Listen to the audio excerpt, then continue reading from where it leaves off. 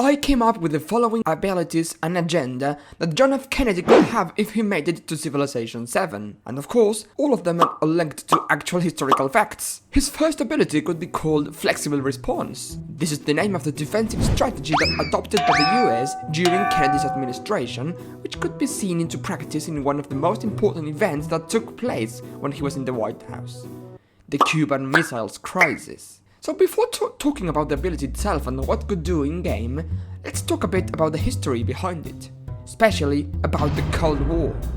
Imagine we have two big empires, both with immense military power.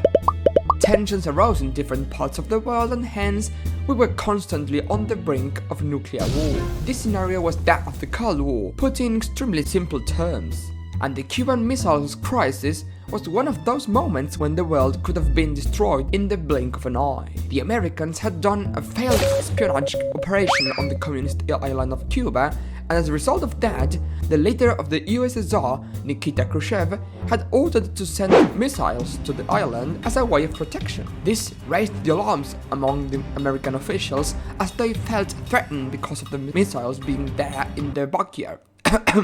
I mean, on Cuba, that close of American land. Here, Kennedy knew he had to act and do something, but how? It was a pretty dangerous situation.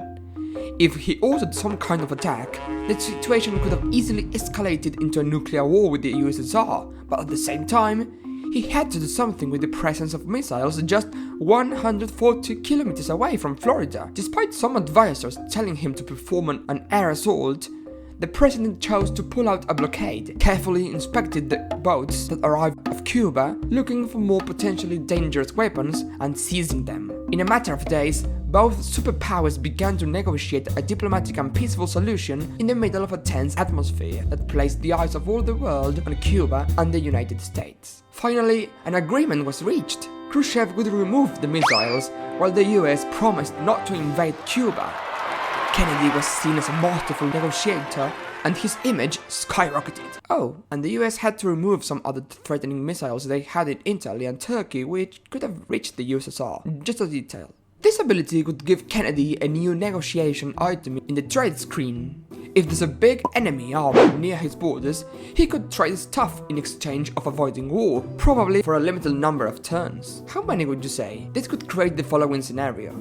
If the leader rejects the deal, Kennedy could declare war without grievances. The Civ 7 Kennedy could also have a second ability.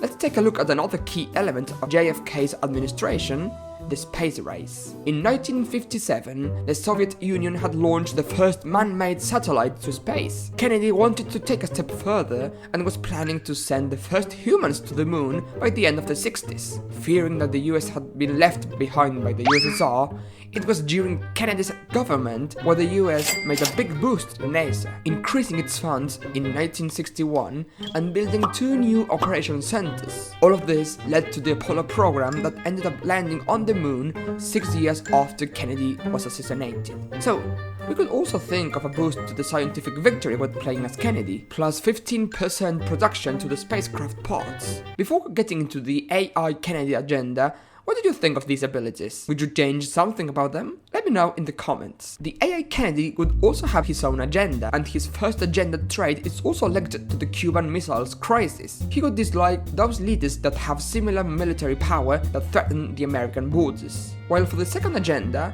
we have to talk about another famous incident that happened during Kennedy's administration, the Bay of Pigs invasion. Kennedy agreed to continue Eisenhower's plan to launch a secret invasion on Cuba, trying to overthrow Fidel Castro's regime.